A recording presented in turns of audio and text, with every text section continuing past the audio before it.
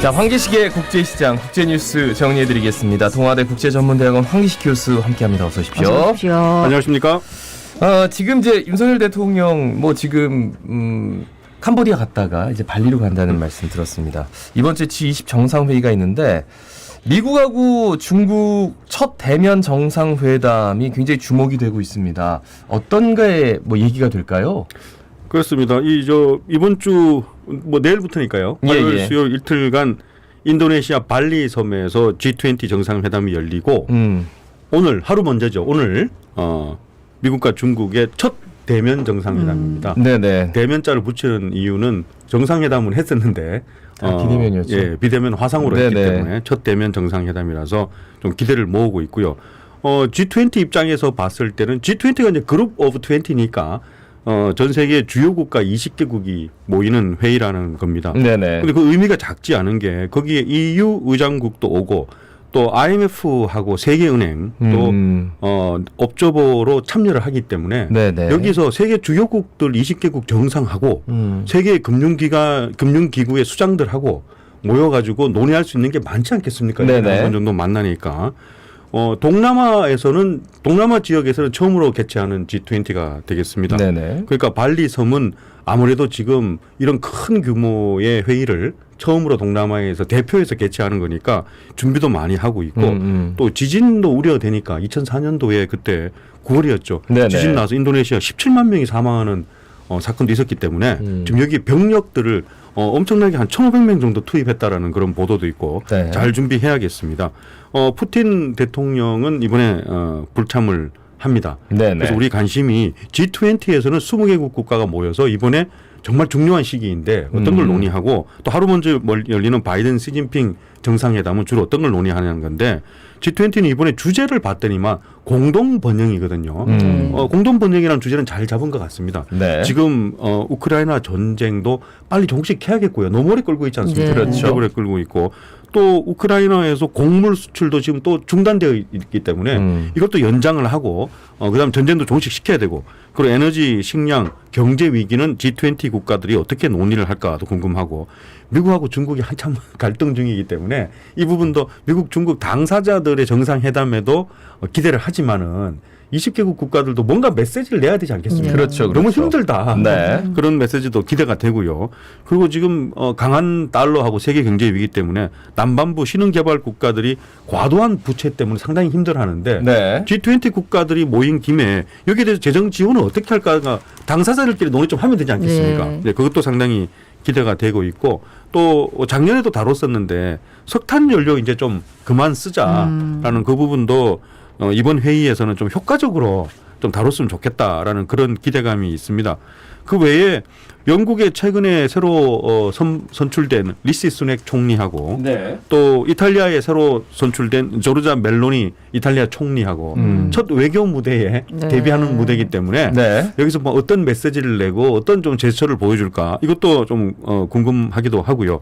그리고 젤렌스키 우크라이나 대통령은 G20 국가의 멤버는 아닙니다만 예. 이번에 업저버 국가로 게스트라고 해야 될까요? 네네. 초청이 됐습니다. 오. 그래서 과연 어떤 화상이지만은 어떤 메시지를 낼까도 궁금하고 예. 사우디 국왕도 이번에는 정식 회원국이니까 참여를 하게 돼 있고 그 부분도 저는 사우디가 지금 가진 의미가 있기 때문에 네. 또 이것도 최근에 영화에서 많이 다루는 수리남 국가도 네. 이번에 수리남 대통령이 업저버 국가로 좀 게스트 국가로 네네. 예, 초대가 됐다는 것도 흥미로운 거고요. 그리고 조코 위도도 대통령이 지금 이제 10년 임기 만료를 거의 앞두고 있거든요. 네네. 근데 그 또 관심을 가지는 게 10년 임기 동안에 외교적인 업적은 뭐가 있었나를 보니까 이번에 그 G20 이게 최대 업적으로 될 것 같다라는 그렇죠. 그런 예측도 네네. 있고 국내 정치하고 이게 어떻게 연결될까라는 부분도 있습니다. 미중 첫 대면 정상회담은 크게 두 가지 문제에서 지금 부딪히고 있습니다. 네네. 아무래도 대만 문제겠죠. 이게 미리 기자들의 질문에 바이든 대통령은 이번에 가서 직접 만난다고 하더라도 시진핑 주석을 나는 큰 양보는 기대하지 마라.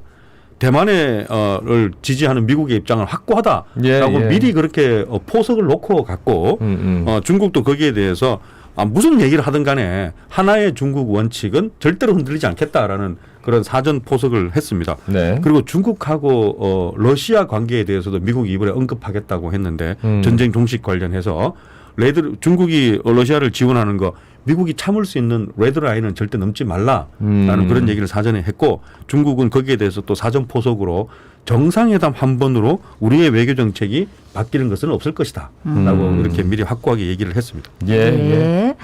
다음은 이제 미국 중간 선거 얘기인데 우리 지난 이 시간에 역사상으로 중간 선거 해가지고 예, 늘 뭐 여당이 잘 된 적이 없다라고 얘기했는데 민주당이 의외로 굉장히 선전을 했습니다. 맞습니다. 예.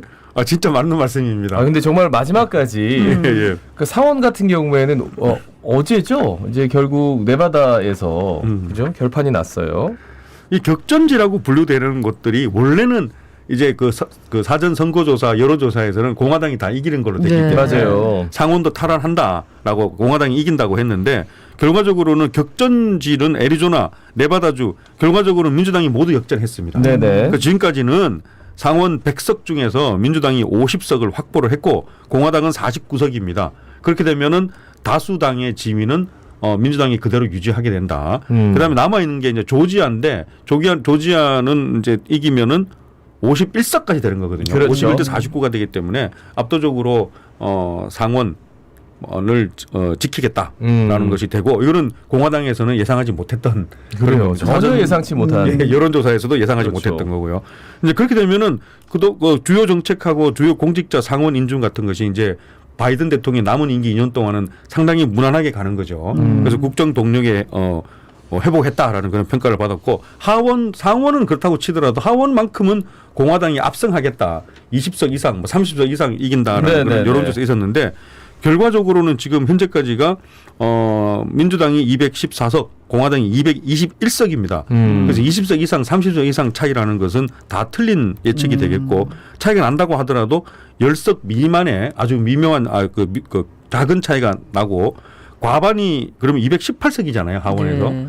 공화당이 과반 의석을 차지한다고 하더라도 221석이니까 겨우 한 2석, 3석 정도를 넘기는 아슬아슬한 과반수이기 때문에 언론 분석을 보면은 과반은 한 2석 정도 넘기기 때문에 과반 유지가 가능하겠느냐. 한 2명 정도만 이탈하더라도 과반 유지가 안 되기 때문에. 그렇죠. 그렇다면 이거는 공화당의 하원도 공화당의 승리라고 볼 수는 없다. 뭐 이런 분석이. 그리고 뭐 하원에서 올라온 거 상원에서 자를 수 있는. 자를 수도 있고. 그게 지금 하원 자체도 과반이 유지될지는 모르겠다는 거죠. 그렇죠. 그래서 여기에 대한 분석들이 많이 나오지 않겠습니까? 여러 가지 분석이 있습니다.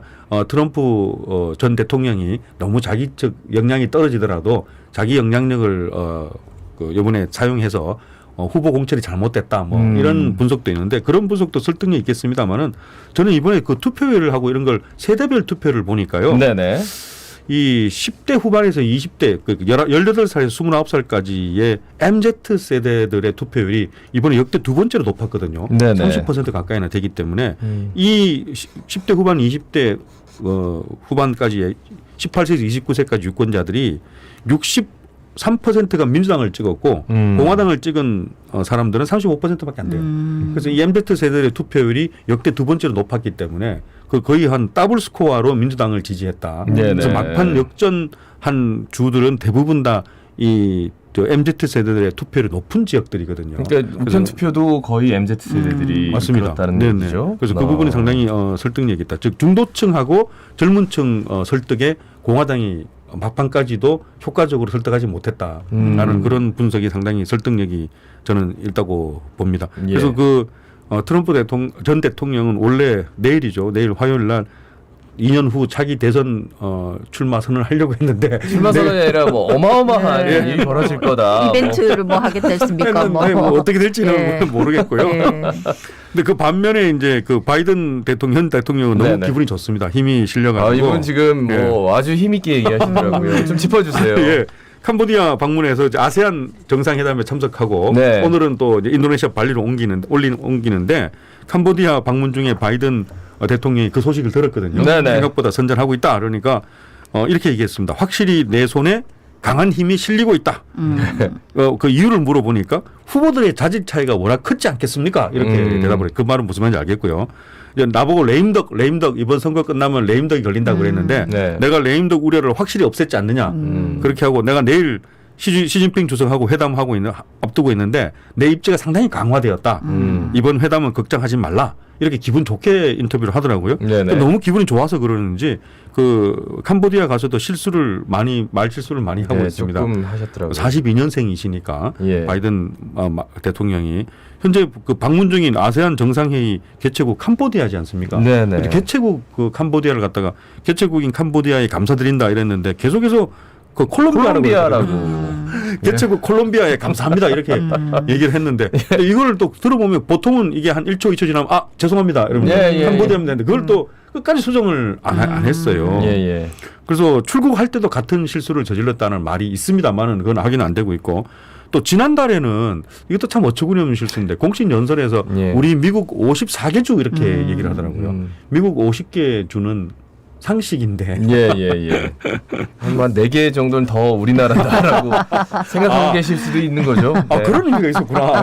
제가 몰랐습니다. 근데 더 좀 주목할 만한 게 이번에 어쨌든 중간 선거에서 민주당이 선전을 했기 때문에 차기에 또다시 이제 대선 후보로 나서느냐, 재선에 나서느냐, 그러면 이제 거의 90이 돼가는 분이어서 거기에 대해서도 좀 얘기들이 있더라고요. 자, 다음 소식은 우크라이나 정부 얘기입니다. 러시아 점령지 헤르손 수복 후에 도시 복구를 개시했다고요? 전쟁 후에 9개월 동안에 우크라이나 정부와 군대가 대표적인 전과라고 지금 나오고 있습니다. 헤르손 지역을 뺏긴 지 7개월 만에 수복 또는 탈환을 했습니다. 그래서 젤렌스키 대통령이 참 역사적인 날이다. 그렇지만 러시아 군대가 수도하고 전기, 주요 기반 시설을 모두 파괴하고 도망갔기 때문에 헤르손에 7개월 만에 다시 지금 들어와 보니까 너무 처참하다. 그래서 지뢰 같은 것도 다 빨리 처리 중이고 그래서 헤르손 복구에 지금 집중하겠다라고 이렇게 발표를 했습니다. 자, 그리고 그렇다면 남은 이제 러시아가 편입한 우크라이나의 점령지 이게 선거까지 거쳐갖고 러시아 영토로 편입했기 때문에 그럼 도네츠크하고 루안스크, 자포리자 정도가 남아 있거든요.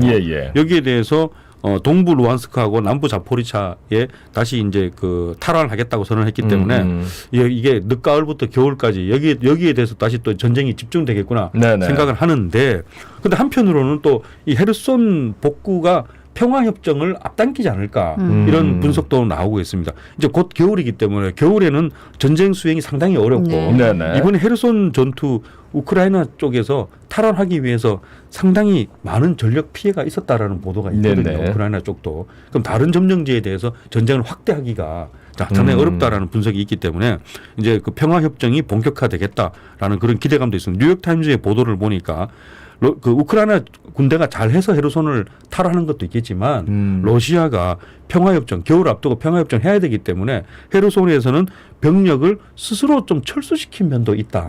이런 보도도 했습니다. 좀 제발 좀 끝났으면 좋겠습니다. 자, 다음 소식은 난민 구조선 오션 바이킹 요걸 두고 이제 프랑스하고 이태리가 서로 받으라고 정면 충돌을 했었다고요?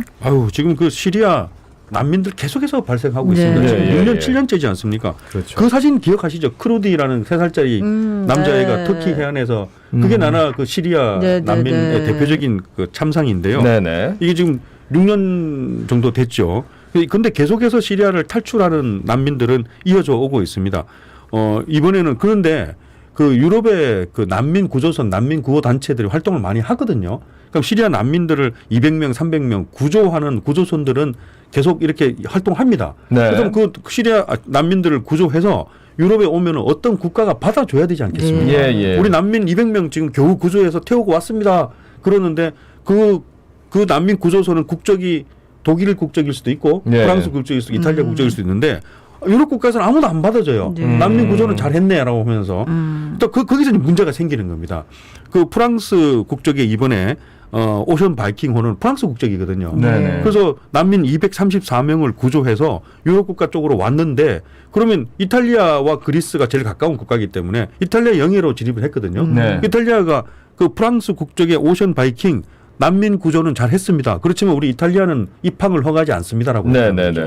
거기서 이제 문제가 생기는 거예요. 마크롱 대통령은 진짜 이탈리아가 너무한다 그러고 있고 이탈리아에 새로 뽑힌 총리 조르자 멜로니 총리는 그게 무슨 말이냐. 국적이 있는 남미 구조선인데 예, 프랑스가 받아줘야지라 그래서 이제 갈등이 생기고 있습니다. 결국은 프랑스가 알았다. 우리 국적이니까 우리가 받아주겠다라고 해서 받아줬지만은 계속해서 공격은 이탈리아로 공격하고 있습니다.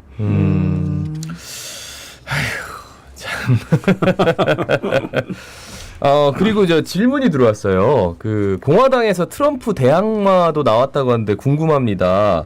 그 플로리다 주지사 디센티스요?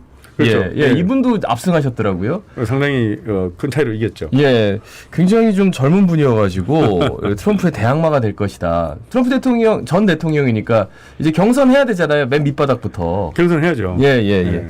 그것도 또한 앞으로 또 지켜볼 포인트가 아닌가라는 생각이 듭니다. 말씀 잘 들었습니다. 고맙습니다. 고맙습니다. 감사합니다. 자, 지금까지 동아대 국제전문대학원 황기식 교수였습니다. 예, 여전히 좀 일교차가 크고 우리가 조심해야 될 것들이 많습니다.